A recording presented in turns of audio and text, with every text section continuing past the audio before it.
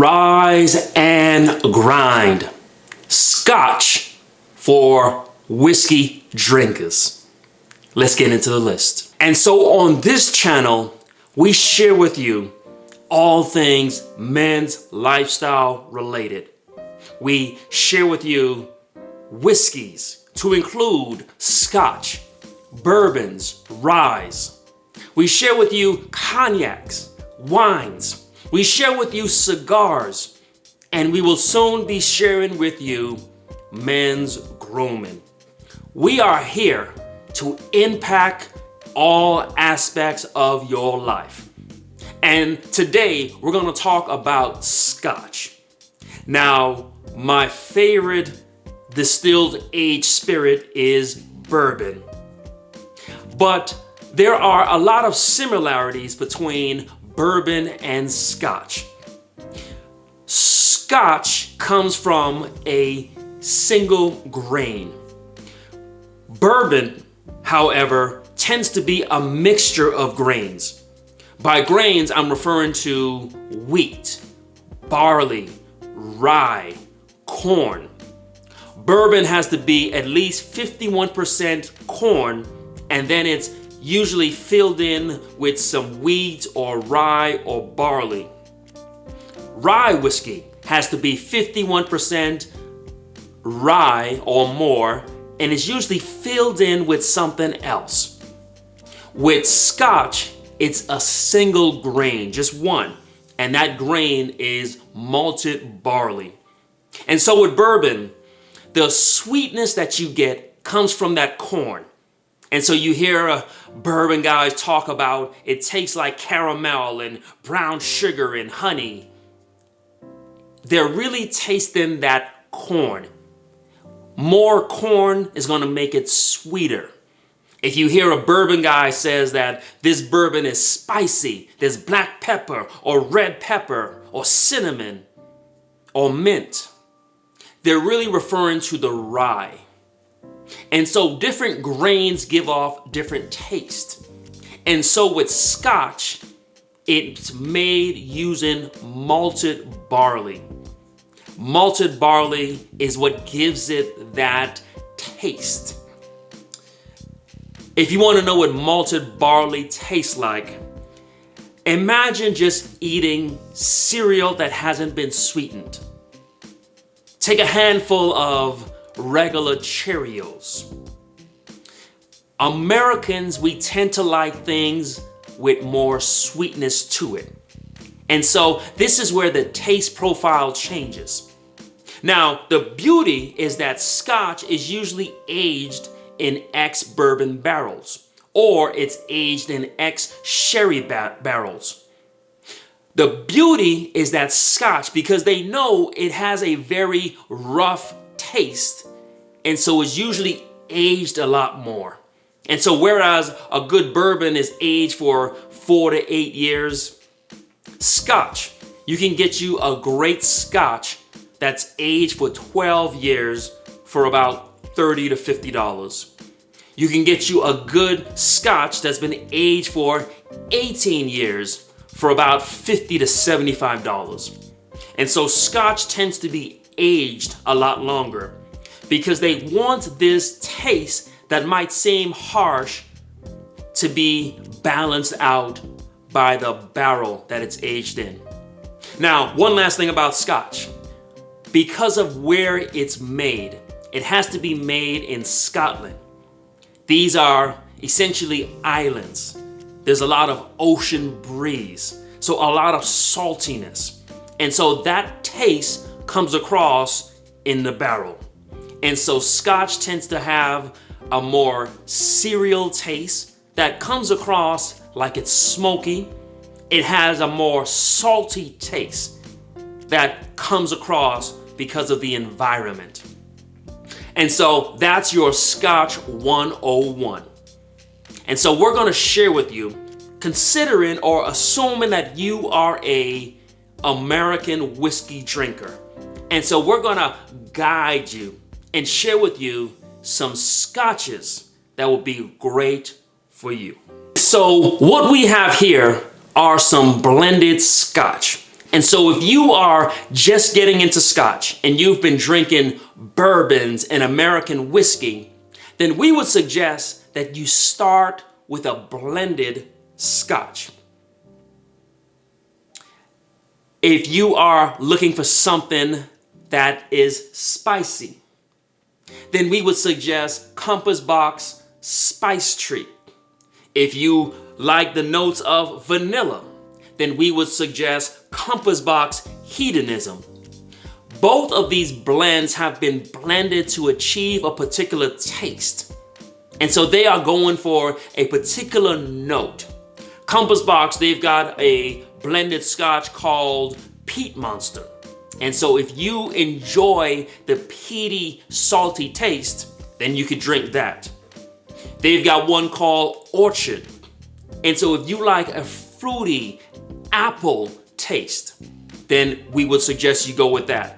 And so if you are just starting off in Scotch, then try to find a blended Scotch that is trying to achieve a very particular note, whether it's spice, vanilla, apple, or if you want to go straight into the peat.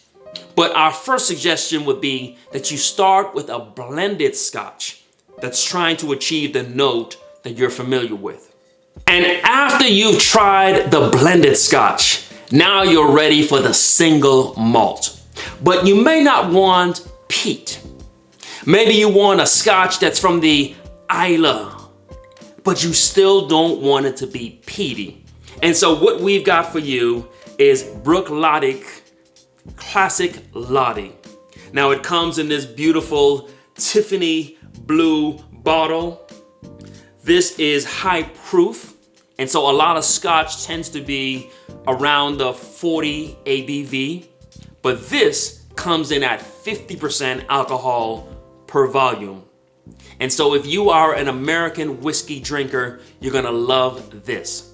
And so although it comes from the Islay, it has no peat in it, but instead it is very fruit forward.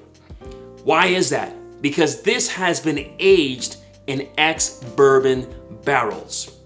This has a lot of fruit, a lot of vanilla, a lot of honey. And so this is what I would call a fun Scotch. It's complex. It changes with every sip. It's excited. And so it's Scotch, but yet it's fruity. This is a fun, exciting, complex Scotch. You can get this for about $55 to $65. It's high proof, great presentation, no peat. The Classic Laddie. The next Scotch that we have for you is Bunnahabhain 12 year. And so this is where we're getting into some smoke. But this has also been kept in ex-bourbon barrels. But whereas the Classic Laddie is more fruity, this is going to give you more milk chocolate. This Scotch has more spice, more cinnamon, more cloves. This is salty, it's smoky, it comes in at a great proof. It's actually lower proof than the Classic Laddie. And so this is more of your quintessential Scotch, but it does have more of a milk chocolate to go with that fruit in the smoke and the salt. And so this is a great 12-year Bunnahabhain 12-year. This you can get for about $65. This is a great Scotch if you are a bourbon drinker and you're trying to find something else. It's very complex and it's also very exciting to drink. Bunnahabhain 12-year. The next the next Scotch that we have on our list, we've got my favorite Scotch, Ardbeg Uigeadail. Now, if you are enjoying this content, make sure you subscribe, make sure you are commenting, make sure you are liking. If you like this video or these kind of videos, videos with positivity, videos with energy, videos that bring you a fresh breath of air, We're not just saying the same old stuff that you've heard over and over. We are bringing a new twist to the men's lifestyle. And if you like this kind of content, we recently did a video where I shared with you how to get allocated bourbons without hunting. And so we are here to help you. And so help us by liking and commenting. But back to my favorite scotch. This is an experience. I tend to only open this up during the winter months. This to me is barbecue bacon in a bottle. This is such an experience. As soon as you open the bottle, the whole room is gonna smell like this. This is when you are ready to really have some scotch. This is smoky, it's peaty, it is strong. The ABV on this is 54%. This is intense scotch. I think it's approachable. I think it's delicious. But this is not something that I'm just gonna pour on a Wednesday night. This is something you got to be prepared for. You've got to have your seatbelt on, because this is a taste bud explosion. Ardbeg Ugadil. Barbecue, smoky, long finish. It also has some sweetness. And so if you are familiar with fruit cake or Christmas cake, I think that's why I like to drink this during the winter time, because it reminds me so much of fruit cake, especially rum fruit cake. And so this Ardbeg Ugadil, this is my favorite scotch. This you can get, the price has gone up on this a lot. It's selling for about $80 to $100, but I think it's worth it. I actually like this better than the Ardbeg Corryvreckan. This is my favorite Ardbeg. This is my favorite scotch. This is a great scotch, especially if you are a bourbon drinker. We have shared with you some good to amazing scotches for my bourbon drinkers out there. Please let me know, if you are a bourbon drinker, what are some of the scotches that you drink? And if you are a scotch drinker, what are some of the bourbons that you drink? Today, for our conversation, I heard someone say the other day that success doesn't make you heartless, but it makes you use your heart less. I'll say that again. Success doesn't make you heartless, but it forces you to use your heart less. One of the problems that I think we have in society today is men are too emotional. Men express too much anger. Men lose their cool. Men are being too soft, too feminine. You see, as a successful man, you've got to be even keel. You've got to be calm, cool, and collect. You're going to have to make decisions that will determine whether or not a company stays in business. You'll have to make decisions as to whether or not the church will remain open. You're going to make decisions about what taxes should be implemented in your community. You're going to have to make decisions that impact the life of your family. And in order to do this, you can't do this based on emotion. And so you're going to have to make logical decisions. When you are an employer and you've got to decide, how do we handle a downturned economy? Do we lay off employees? Do we raise our prices? These are the kind of decisions that men need to be prepared to make. And you can't make these decisions off of emotion. In order for you to be in that seat of decision, You've got to show that you're going to make the right decision. You're going to make logical decisions. You're going to make decisions that have a future and a long-range vision. You're going to make decisions that's best for the company, best for the remaining employees. You're going to have to make decisions that are best for society. And so at some point, you're going to have to use your heart less. And that is one of the sacrifices or challenges of success. You see, everybody thinks that they want to be the boss until it's time to announce layoffs.